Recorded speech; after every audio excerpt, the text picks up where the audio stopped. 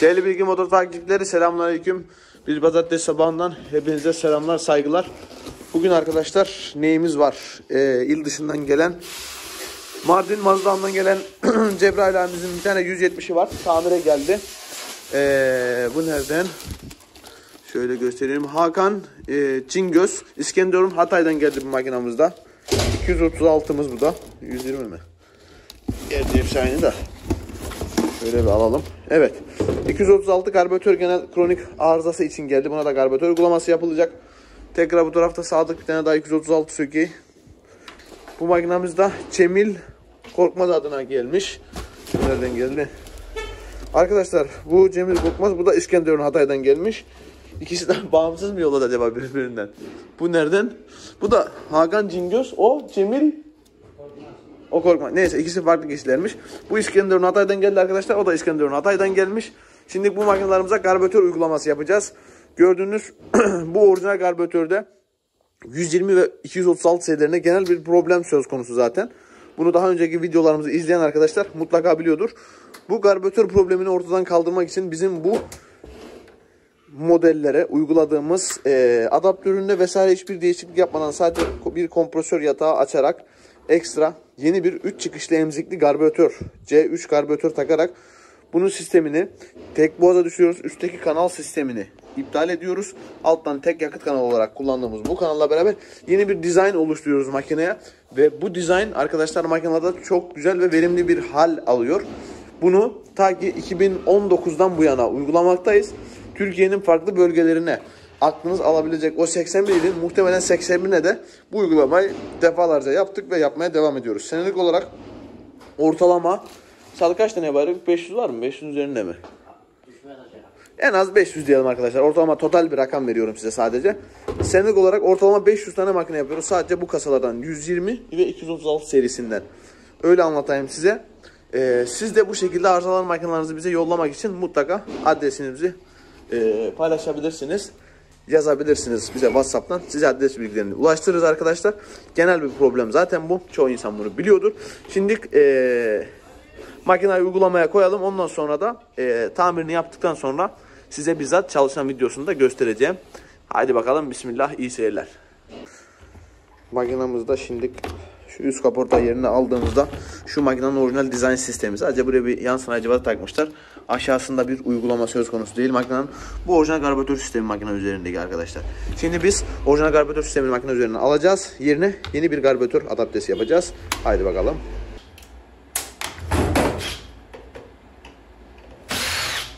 Bu makineyi bağlayan arkadaşlar 3 tane amortisör var. Makineyi yani sökümü gerçekten rahat. Şöyle ileri doğru attığımızda gaz terminalından çıkartırız. O da 2 parça. Bu şekilde bu makineyi sökme daha pratik ve rahat. Sistemi güzel. Şu an bazı modelleri gerçekten çok hoş. Keyifli yani. Bu karbüratör muhtemelen buna yeni uygulamışlar. Muhtemelen sıfır karbüratör. Müşterimizle henüz görüşmedik. İskenderun'dan gelen makinelerin biri yapıldı. Bu da ikincisi. O paketlendi.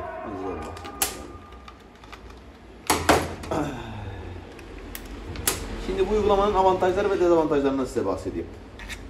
Konu oraya geldi çünkü. Şimdi bu uygulama sisteminde, fabrikasyon uygulamada makine üzerinde jikle ve emzik söz konusu. Bizim uyguladığımız karbüratörlerde ise arkadaşlar jikle sistemini iptal ediyoruz. Sadece emzik sistemi kullanıyoruz. Şimdi diyeceksiniz ki jiklesiz makine çalışır mı?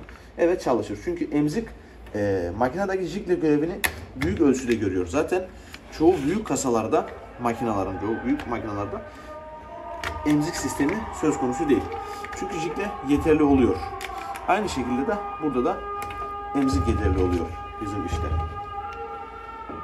Şimdi o karbüratörü alsam yerinden. Burayı çıkardık. Jikleyi de aldık yerinden. Şöyle alalım.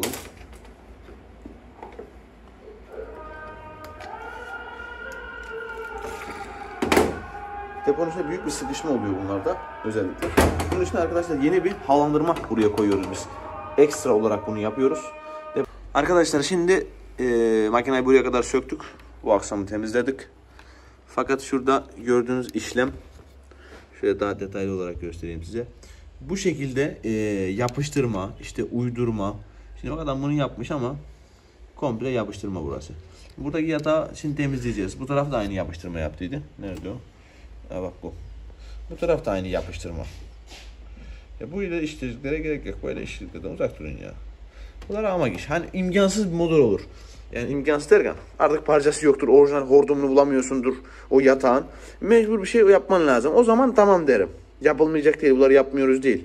Örnek karşında nasıl bir model vardır? Örnek şu.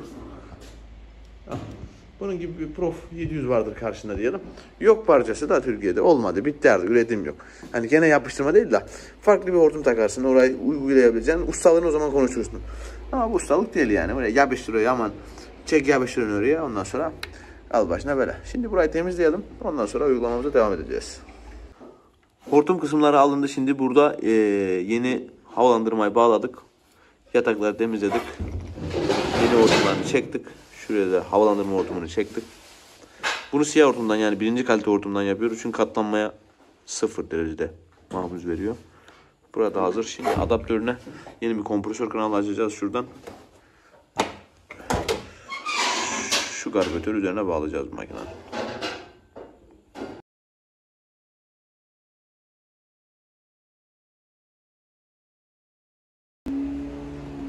Sistem bu şekilde. Şu anda aktif olarak yerine bağlandı. Şimdi benzin koyacağız. Makinenin sisteminde herhangi bir aksaklık söz konusu mu onu kontrol teyit edip bağlayacağız kapağı. Bunlar çıkanlarımız, eski filtremiz, jiglemiz, kavlamış hortumlarımız, eski karbüratörümüz, karbüratör contamız.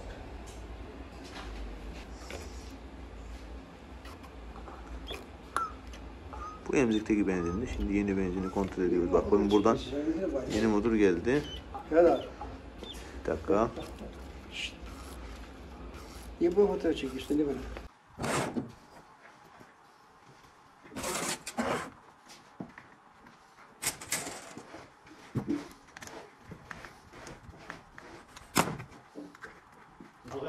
Ne?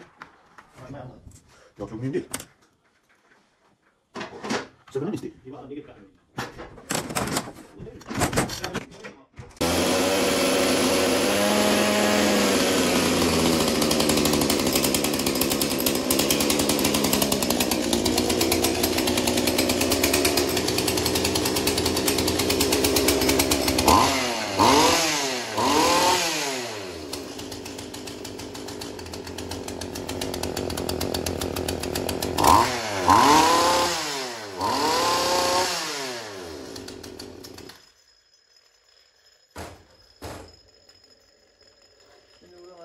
Geniş verelim.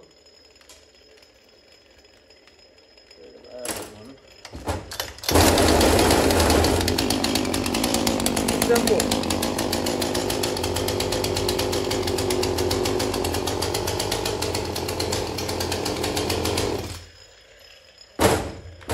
Şimdi toplayalım. Şimdi makine hazır arkadaşlar. O meşhur dere.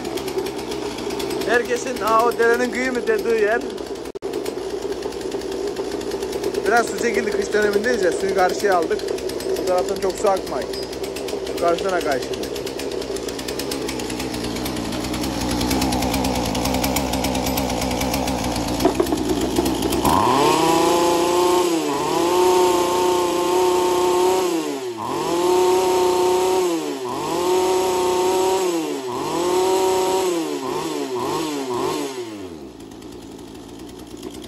Ha böyle göstereyim.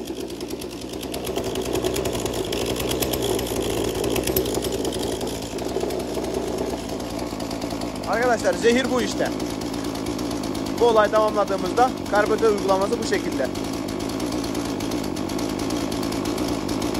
Evet, sesini dinletmek için size dinletiyorum biraz. Şimdi ayarlarını ona göre biraz daha ayarlayacağız. Daha cırnak gaz yesin diye.